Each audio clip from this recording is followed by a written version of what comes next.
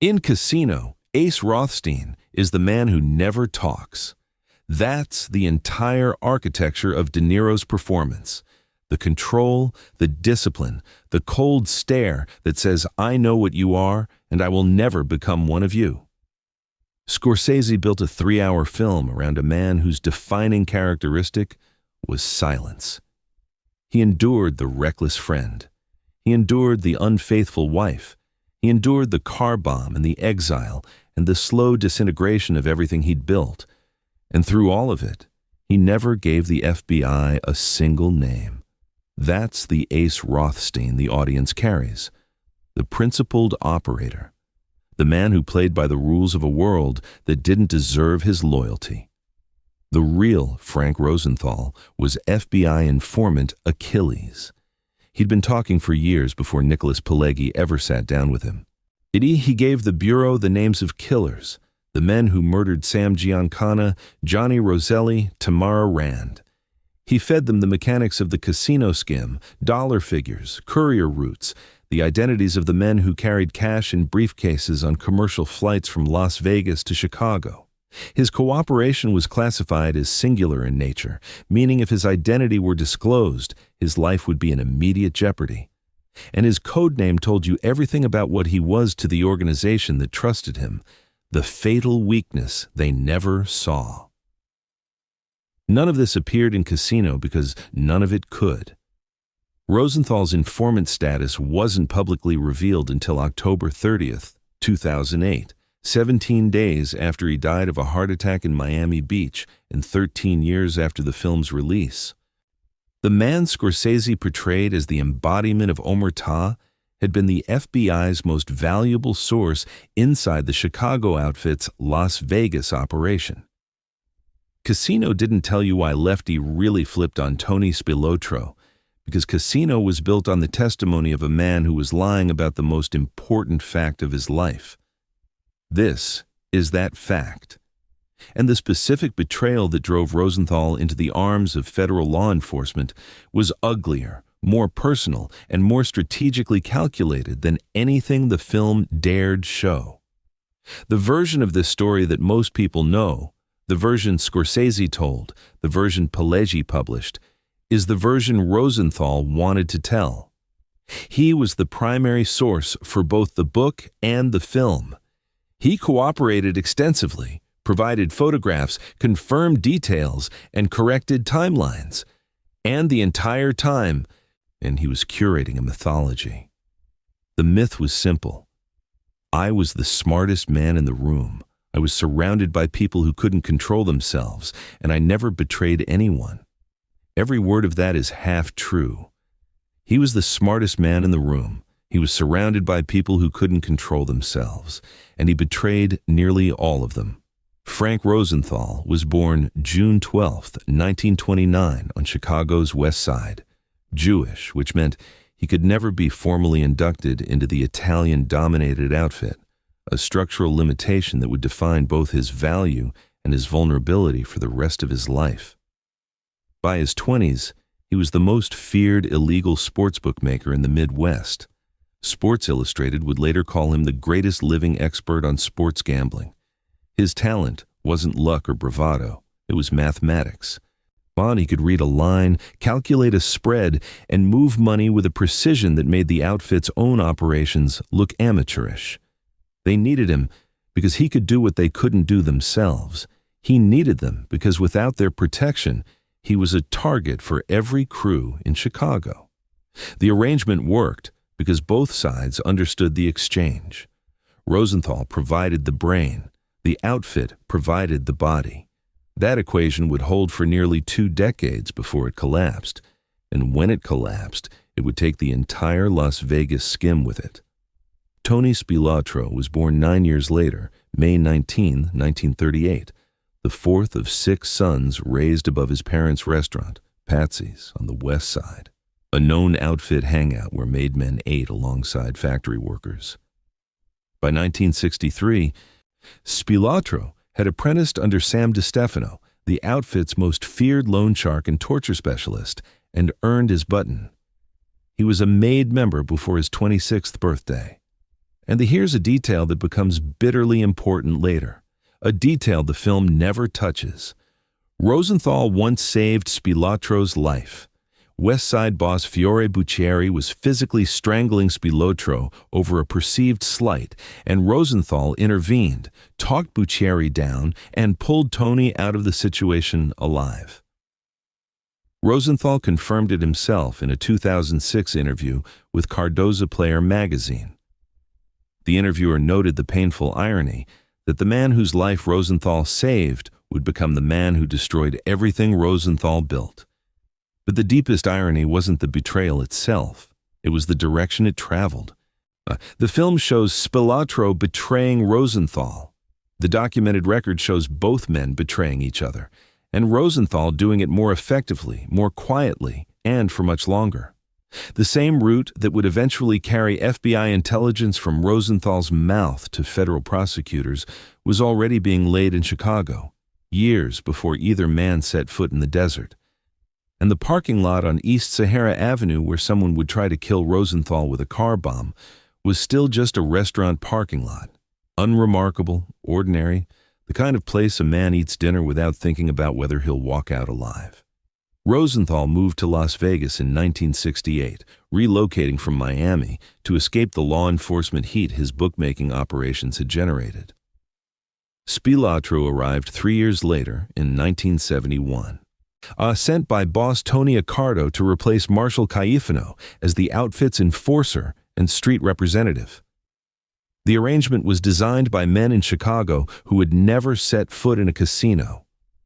Rosenthal would run the Stardust, the Fremont, the Marina, and the Hacienda, 4 separate casinos compressed into the single fictional Tangiers for the film, as executive consultant to frontman Alan Glick, drawing a salary of $250,000 a year. His title was deliberately vague because the Nevada Gaming Commission had denied him a license. He couldn't officially manage a casino. He ran 4 of them anyway. Spilotro's job was simpler in theory, lethal in practice. He was there to protect the skim, to keep everyone honest, to make sure the money flowed from the count rooms in Las Vegas to the bosses in Chicago, Kansas City, Milwaukee, and Cleveland without interruption. One man's job was to be invisible. The other man's nature made invisibility impossible. Frank Collada, Spilotro's childhood friend, the man who would later become the FBI informant whose testimony nearly destroyed them all, described the friction in terms that Pileggi recorded and the film only hinted at. Spilotro would watch Rosenthal walk into the Stardust and see every manager, every pit boss, every cocktail waitress jump to attention. The Jewish outsider was treated like a king. The maid Italian enforcer, the man who could have anyone in the building killed with a phone call, stood in shadows, unacknowledged. The hierarchy was inverted by function. In Chicago, Spilotro outranked Rosenthal by every measure the outfit recognized. In Las Vegas, Rosenthal outranked Spilotro by every measure that mattered. That inversion was a fuse, and it burned for a decade before anyone smelled smoke. Here's a number that tells you how the machine actually worked. Between 1974 and 1976, a single Stardust slot manager named Jay Vandermark rigged the coin-weighing scales to siphon somewhere between $7 million and $15 million before gaming investigators caught the manipulation. Vandermark disappeared. His body was never found. That was just one method at one casino over 2 years. The broader skim operated through multiple channels simultaneously. Before the official count began each day, trusted employees inside the count rooms removed cash. Estimates range from $40,000 to $100,000 daily, placed it in separate containers, and locked it away. That money never appeared on any official record. It simply didn't exist. Couriers collected it on regular schedules. In May of 1981, FBI agents conducting physical surveillance watched a man named Bobby Stella leave the Stardust carrying a brown paper bag. Stella passed it to outfit member Phil Ponto in a hardware store parking lot. Ponto transferred it to a man in a rental car. That man drove to a rest area, sewed the cash into specially constructed pockets inside his suit coat, flew commercially to Los Angeles, then on to Chicago, and visited boss Joe Iuppa directly. The courier was identified as Teamster official Joseph Tallarico. Or in Chicago, Angelo LaPietra, known as The Hook, served as the distribution hub. He kept Chicago's portion and dispatched couriers to Kansas City and Cleveland with their shares.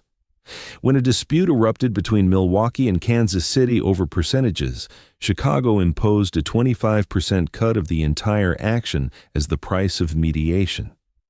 The skim was an industrial operation. Rosenthal ensured the inside ran cleanly.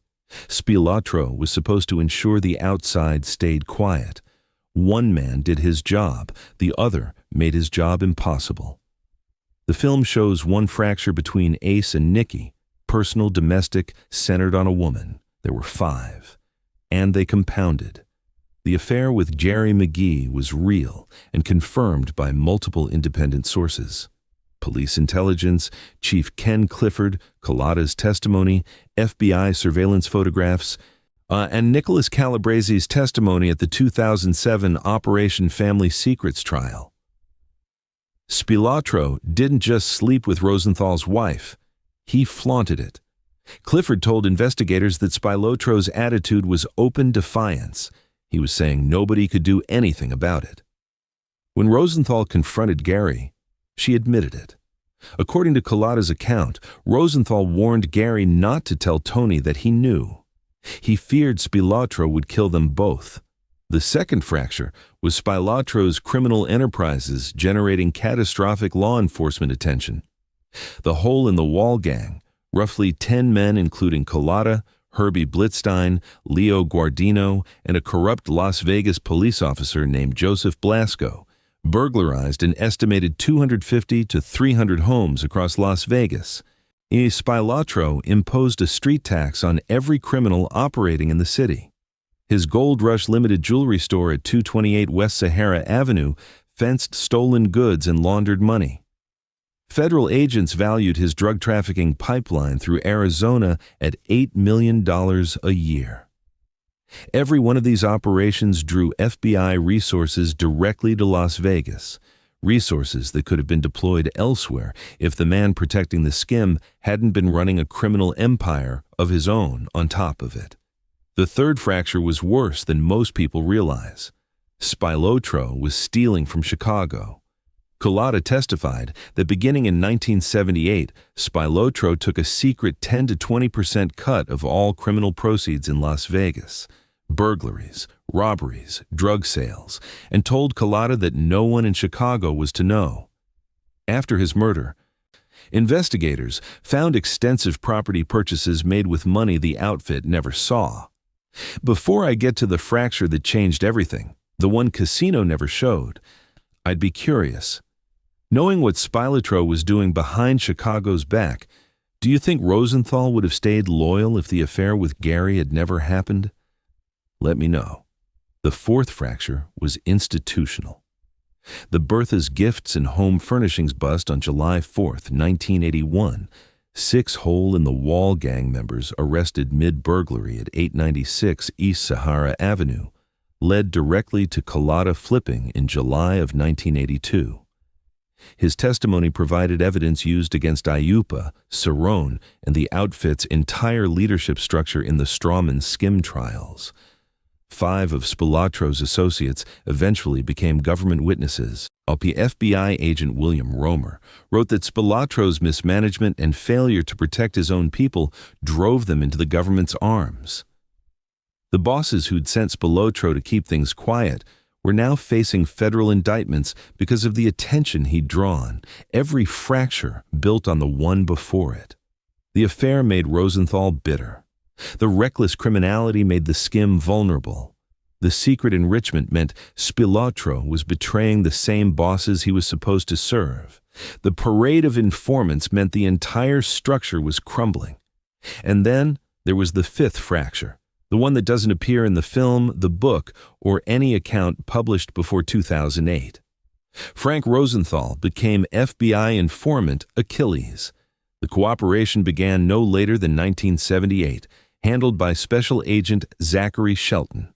He identified the killers of Sam Giancana, Johnny Roselli, Tamara Rand, and Edward Buccieri, naming Spilotro, Joey Hansen, and Paul Shiro as the Buccieri killers specifically.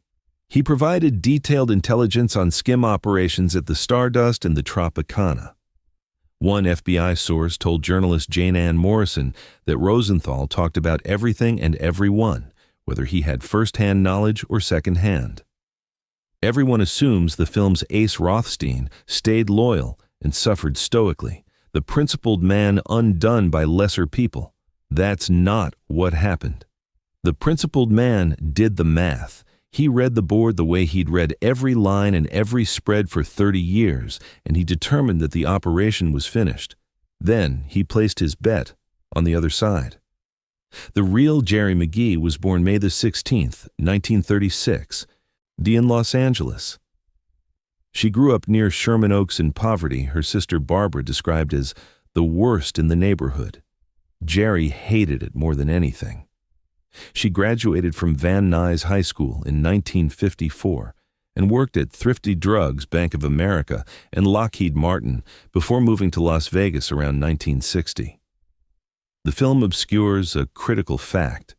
Geri had a daughter, Robin, born December 27, 1957, with Lenny Marmer, the real Lester Diamond. Marmer wasn't just a boyfriend or a pimp. He was the father of her child, which made the bond between them far more complex than the film acknowledges. By the late 1960s, Geri was earning $300,000 to $500,000 a year, hustling chips with high rollers while drawing a chorus showgirl salary of roughly $20,000. She owned her own home. She had blue-chip stocks. She was not a helpless woman rescued by a powerful man. She was a woman with her own money who married a man with more of it. Rosenthal married her at Caesar's Palace on May 4, 1969, in front of 500 guests, the entire ceremony comped by the hotel. He admitted it plainly. He knew Geri didn't love him. She married him for security, strength, and the protection his connections provided. Their marriage produced 2 children, Stephen and Stephanie, and a domestic war the film depicted with surprising accuracy. The September 1980 gun incident was real. Geri waving a chrome-plated .38 with her name engraved on the pearl handle. Nancy Spilotro pulled up in a blue Oldsmobile and wrestled Geri to the ground. The tied-up daughter was real. Rosenthal came home to find his child tied by her ankle to a bed with a clothesline. And here is the detail that breaks the film's entire framework. Geri Rosenthal was also an FBI informant, same handler as Frank. Neither knew the other was talking. The couple at the center of Casino, the marriage Scorsese built his film around, were both secretly feeding the same FBI agent intelligence about the same criminal organization while living under the same roof and suspecting each other of everything except the one thing they were both actually doing. Geri's end was grimmer than the film shows. After the divorce was finalized on January 16th, on 1981, she spiraled into drugs in Los Angeles. In 1980, police arrested her trying to undress on Sunset Boulevard while intoxicated. She was placed in a straitjacket at Harbor General Hospital. She was found heavily drugged in the lobby of the Beverly Sunset Hotel on November 6, 1982, and died 3 days later on November 9th at age 46. The official cause was accidental overdose of cocaine, Valium, and whiskey. Rosenthal spent $50,000 on a private autopsy to clear his name. If this is the kind of story that keeps you here, a subscribe means I keep making them. The steel plate was never meant to save anyone's life. General Motors installed it under the driver's seat of certain 1981 Cadillac Eldorados to correct a factory balancing problem, a production line fix for a car that sat unevenly on its chassis. On October 4, 1982, Frank Rosenthal finished dinner at Tony Roma's restaurant on East Sahara Avenue, walked to his Cadillac in the parking lot, turned the ignition, and detonated a bomb that had been wired beneath the car. The blast blew out the driver's side door and sent fire through the interior. Rosenthal suffered burns to his legs, face, and left arm. He walked away alive because a piece of metal installed to correct a wobble deflected the force of the explosion away from his body. The bombing remains officially unsolved. At least 4 parties had motives. Spilotro is the popular suspect, but the strongest documented evidence points to Frank Balistrieri, the Milwaukee boss known to law enforcement as the Mad Bomber. Weeks before the attack, FBI wiretaps captured Balistrieri, blaming Rosenthal for the legal troubles that had prompted Chicago to demand 25% of Milwaukee's skim. Balistrieri told his sons he intended to get full satisfaction. Kansas City bosses who suspected Rosenthal was already a government source are also in the frame.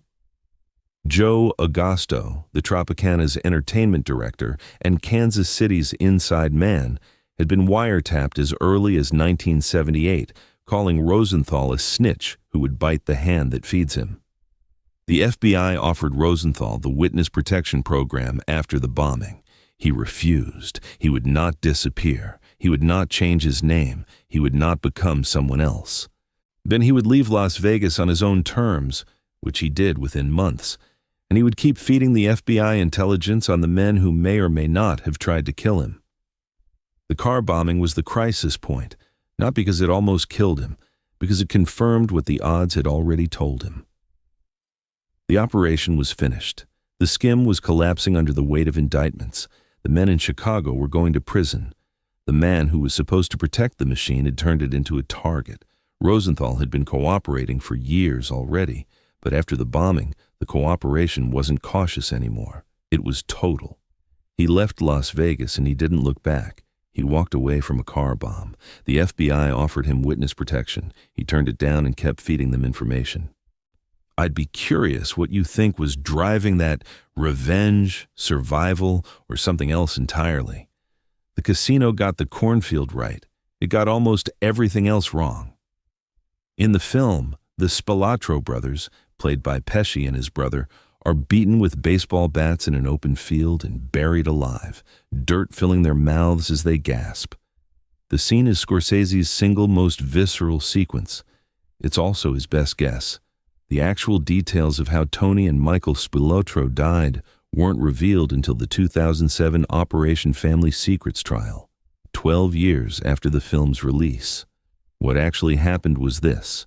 On June 14, 1986, Tony and Michael were lured to a home in Bensenville, Illinois, a DuPage County suburb near O'Hare Airport. Tony had been told he was being promoted to capo. Michael had been told he would be formally inducted as a MAID member. In the basement, approximately 15 men were waiting. There were no baseball bats. The brothers were beaten to death with fists, knees, and feet. Nicholas Calabrese, who was present and later testified for the government, described Tony asking a single question before the beating began. "Can I say a prayer?" Their bodies were stripped to their underwear, driven to a cornfield near Enos, Indiana, and buried in shallow graves, one on top of the other. They were found 9 days later, on June 23rd. James Marcello was convicted for the murders and sentenced to life in prison. The film also shows its Culotta character, Frankie Marino, played by Frank Vincent, participating in the killing. The real Frank Culotta was in federal witness protection at the time and had nothing to do with it. The outfit killed Spilotro for the cumulative damage he'd caused. The indictments, the informants, the heat, the secret enrichment, the affair. But the intelligence that built many of those cases, the skim details, the courier routes, the names of killers, came in part from the man they'd trusted to run their casinos. They killed Spilotro for destroying the operation. They never knew that the man beside him had been helping destroy it from the inside. Frank Rosenthal rated De Niro's portrayal of him 7 on a scale of 1 to 10. He specifically objected to the juggling scene. He insisted he never juggled on his television show, The Frank Rosenthal Show, which he hosted at the Stardust. About Geri, he deflected. distasteful, bad memories. About Spilotro's murder, he offered a single sentence that tells you everything about the temperature of his bitterness, even decades later. He said he was glad he hadn't been asked to be one of the pallbearers. He settled first in Laguna Niguel, California, then moved to Boca Raton, Florida, where he ran a sports bar called Crocs. His final address was a condominium in the Fontainebleau's Treasure Tower in Miami Beach. He ran the website frankrosenthal.com, offering gambling tips and maintaining a carefully curated photo gallery. Lefty with Sinatra, lefty with athletes, lefty at the tables. He consulted for offshore sports betting companies. He appeared on Dateline, Nightline, Frontline, and A&E. He dined regularly at Prime 112 in Miami Beach, and he maintained to every interviewer, to every journalist, and to every camera that pointed at him, the fiction that he had never cooperated. In a 2006 interview, he said it plainly. It all comes down to style and doing what you feel comfortable with. I never talked about or testified against anyone, and never will. This was a lie. The man who built his reputation on reading odds and never bluffing was running the longest bluff of his life, and it held. It held through the book. It held through the film. It held through 30 years of interviews and public appearances, and a website that presented the myth as autobiography. He died of a heart attack on October 13, 2008, at age 79, found by his daughter Stephanie at his Miami Beach condominium. 17 days later, Las Vegas Review-Journal columnist Jane Ann Morrison published the story. Rosenthal had been FBI informant Achilles. His files were released publicly in 2011 and are searchable at vault.fbi.gov. At a 2015 Mob Museum panel, Oscar Goodman, who had represented both Rosenthal and Spilotro and played himself in the film, disputed the informant story. FBI agent Mark Casper challenged him directly, producing surveillance photographs that contradicted Goodman's denials. Morrison's summary was precise. He may not have testified, but he definitely talked. Rosenthal spent his final decades perfecting a myth about a man who never cooperated, while the classified files documenting his cooperation sat in FBI storage, waiting for him to die before anyone could read them. The Tony Roma's on East Sahara Avenue is gone. The parking lot where the Cadillac Eldorado exploded, where Frank Rosenthal walked away from his own assassination because of a steel plate that General Motors installed to fix a wobble, was demolished years ago. Larry Flint's Hustler Club stands on the site now. The Stardust, where the Skim ran and where Rosenthal ruled from a title that didn't officially exist, was imploded on March 13, 2007. Rosenthal died the following year. Geri had been dead for 26 years by then, Spilotro for 22. Culotta outlasted them all and died of COVID in 2020. But the FBI files are still there, released in 2011, indexed, searchable, permanent. You can read them yourself. The codename is right there in the documents. Achilles, the fatal weakness at the center of the machine. Hidden in plain sight for 30 years, named after the one vulnerability that brought down the greatest warrior in the story. Nobody heard it until it was too late. The man whose genius was calculating odds had calculated the odds on his own survival and bet against the house he built. The house always wins. Rosenthal knew that better than anyone alive. He just made sure he was in the house.